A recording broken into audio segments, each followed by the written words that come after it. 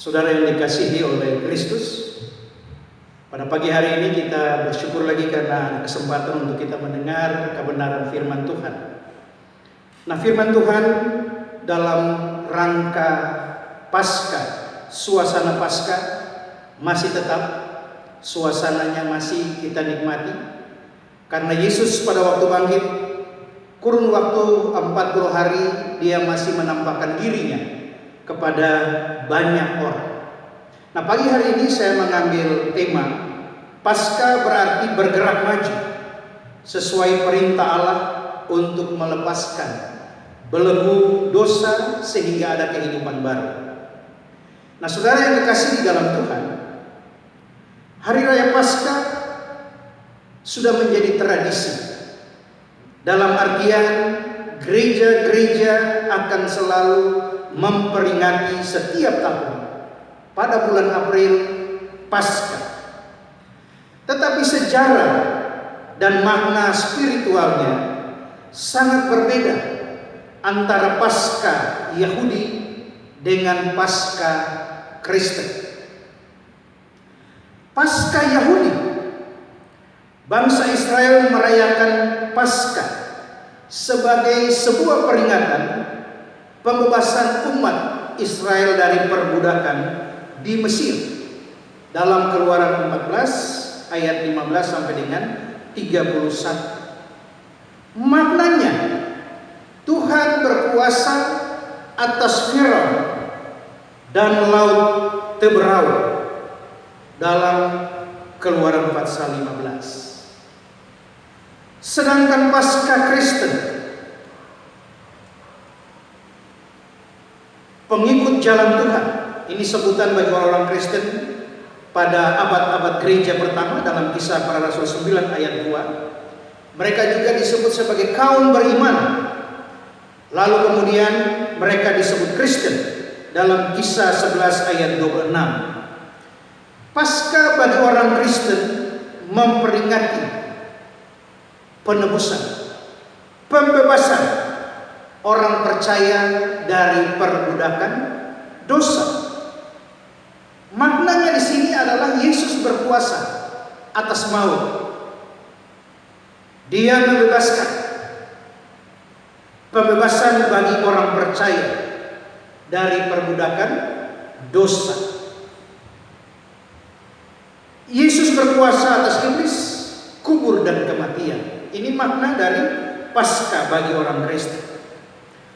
Nah, saudara yang dikasihi di dalam Tuhan, itu sebabnya Paskah yang kita kenal mempunyai arti adalah melewatkan, melewati. Bagi orang Yahudi, mereka harus melewati danau laut Teberau, sehingga benar-benar mereka baru menikmati apa yang disebut pembebasan dari tangan Firaun. Paskah bagi orang Kristen artinya mereka harus melewati salib seperti yang Kristus alami. Yesus mati untuk menebus dosa umat manusia. Kalau Yesus tidak mati, maka tidak ada Paskah. Kalau Firaun juga tidak mati, maka juga tidak ada Paskah bagi bangsa Israel. Saudara yang dikasihi dalam Tuhan, jika di luar sana orang meragukan kebangkitan Yesus dengan berbagai argumentasinya, bagi iman kita, Yesus bangkit dari antara orang mati. Ada kubur yang kosong dalam Matius 28 ayat 1 sampai dengan 10. Ada penampakan Yesus pasca kebangkitan, Markus 16 9 sampai 32. Ada kenaikan Yesus ke surga dari Bukit Zaitun, Lukas 24 ayat 44 sampai dengan 49. Dan yang lebih penting adalah pengalaman-pengalaman rohani secara pribadi masih kita rasakan sampai saat ini, di mana kehadiran penyertaan Yesus selalu nyata dalam perjalanan hidup kita. Nah, saudara yang dikasihi dalam Tuhan, Pagi ini kita akan merenungkan dua hal tentang kebangkitan Kristus. Hal yang pertama, ingatlah Yesus berkuasa atas kematian. 1 Korintus 15 ayat 54 sampai dengan 57. Firman Tuhan katakan, maut telah ditelan dalam kemenangan. Hai maut, di manakah kemenanganmu? Hai maut, di manakah sengatmu? Sengat maut ialah dosa, dan kuasa dosa ialah hukum Taurat. Tetapi syukur kepada Allah yang telah memberikan kepada kita kemenangan oleh Yesus Kristus Tuhan kita. Peristiwa kebangkitan Yesus memberi sebuah patokan bahwa iman Kristen dimulai dari Paskah. Tanpa kebangkitan Yesus, firman Tuhan katakan dalam 1 Korintus 15 ayat 12 sampai dengan 20, pemberitaan Injil akan sia-sia. Iman kita tidak akan berguna. Karena apa? Kita masih hidup di dalam dosa. Orang-orang yang kita kasihi akan menjadi orang-orang yang terhilang karena mereka juga masih ada dalam dosa. Sebaliknya, juga dengan Paskah kebangkitan Yesus, maka iman Kristen menjadi benar. Dosa-dosa diampuni, dosa warisan maupun dosa perbuatan. Pengharapan, ada suatu hari di mana kita akan melihat kekasih kita yang sudah mendahului kita akan bangkit berkumpul bersama dengan orang-orang yang kita kasihi.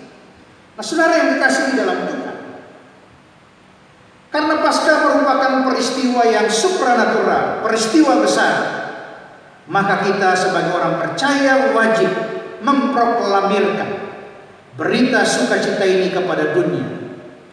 Hari pertama minggu itu, hari Minggu adalah hari di mana kita selalu memproklamirkan berita sukacita kepada dunia bahwa Yesus tidak mati terus, tetapi pada hari ketiga ia bangkit dari antara orang mati. Itu sebabnya jika masih ada kesempatan bagi kita, kita selalu harus siapkan waktu untuk memproklamirkan kebangkitan Kristus lewat persekutuan kita. Yang kedua, ingatlah Yesus memberi pengharapan bagi orang percaya. Pada waktu Yesus bangkit, dia menampakkan diri kepada banyak orang. Maria Magdalena, para muridnya, Thomas, murid-murid yang lain di Danau Tiberias, dan kepada murid-murid yang lain yang berjumpa dengan dia di Galilea. Selama kurun waktu 40 hari, Yesus menampakkan diri untuk memberikan sebuah pengharapan bagi semua orang percaya, dan khususnya bagi dunia, bahwa berbahagialah mereka yang tidak melihat namun percaya. Yesus katakan dalam Yohanes 20 ayat 29. Kita tidak pernah mengalami atau melihat Yesus yang bangkit itu. Tetapi ayat ini mengajarkan kita bahwa kita tidak melihat namun percaya. Saudara yang dikasihi dalam Tuhan, Yesus bangkit dari antara orang mati, memberikan sebuah pengajaran yang penting bagi kehidupan orang percaya, bahwa bukan mulai dari mata melihat baru percaya, tetapi dimulai dari iman kepada iman, dimulai dari iman kepada percaya, sehingga pengharapan orang percaya selalu bersifat progresif, bersifat maju di dalam Yesus yang hidup. Saudara yang dikasihi dalam Tuhan, itu sebabnya Paskah pertama di Mesir memiliki hubungan erat dengan Laut Teberau. Kedua peristiwa tersebut melibatkan iman. Tetapi pada waktu bangsa Israel menyeberangi laut Teberau itu, membuat iman satu langkah lebih maju. Kenapa lebih maju? Karena mereka harus siap, mereka harus taat untuk melakukan langkah iman. Mereka harus menyeberangi Laut Merah atau Teberau itu. Lalu sesudah menyeberangi Laut Teberau, dalam Keluaran pasal 15 menceritakan di sana bahwa pertama kali mereka tiba di seberang, yang mereka lakukan adalah mereka bersorak-sorak dan memuji Tuhan. Saudara yang dikasihi dalam Tuhan, orang Kristen dewasa ini juga harus mawas diri. Marilah kita mengoreksi iman kita, sehingga peristiwa Paskah tidak merupakan peristiwa Paskah yang pasif, tetapi Paskah yang progresif, yang mengajar iman kita untuk terus maju. Iman kepada iman, dari iman kepada percaya. Maka di seberang sana kita akan bersorak dan memuji Tuhan, karena kita terus bergerak maju, karena Yesus sudah bangkit dari antara orang mati. Sebagai kesimpulan, sebelum Paskah kita hanyalah pribadi-pribadi yang bergumul tanpa keberhasilan. Namun setelah Paskah, maka ada keberhasilan yang kita peroleh, karena Yesus berkuasa atas maut. Yang kedua, dahulu maupun sekarang, keselamatan selalu digenapi dengan tindakan iman. Respons orang percaya adalah sebuah harapan untuk bergerak maju walaupun ada dalam kesulitan hidup kita. Kita akan kembali pulang ke rumah kita masing-masing. Ada tugas bagi kita sebagai orang percaya. Pada waktu kita beraktivitas di luar, pada waktu kita beraktivitas dalam segala hal, ingat bahwa Yesus bersama menyertai akan kehidupan kita. Keterlibatan Yesus dalam kehidupan kita, karena Yesus mati dan bangkit untuk kita. Kiranya Tuhan memberkati. Amin. Mari kita berdoa. Maha besar Allah yang kami sembah di dalam anak-Mu Yesus Kristus, akhir dari pemberitaan firman Tuhan kembali kami datang kepadamu. Kami bersyukur karena kami boleh melihat kembali dalam peristiwa-peristiwa di dalam perjanjian lama maupun perjanjian baru, bahwa Yesus bangkit dari antara orang mati untuk menebus dosa kami. Yesus bangkit dari antara orang mati untuk memberi sebuah pengharapan baru bagi kami, agar di dalam perjalanan hidup kami selalu maju di dalam iman kami.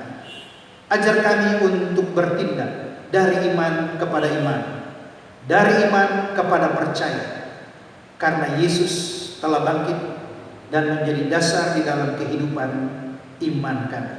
Terima kasih Bapak. Lewat peristiwa Paskah pada tahun ini, biarlah kami kembali bangkit iman kami untuk berjalan bersama dengan Kristus. Di dalam nama Tuhan Yesus.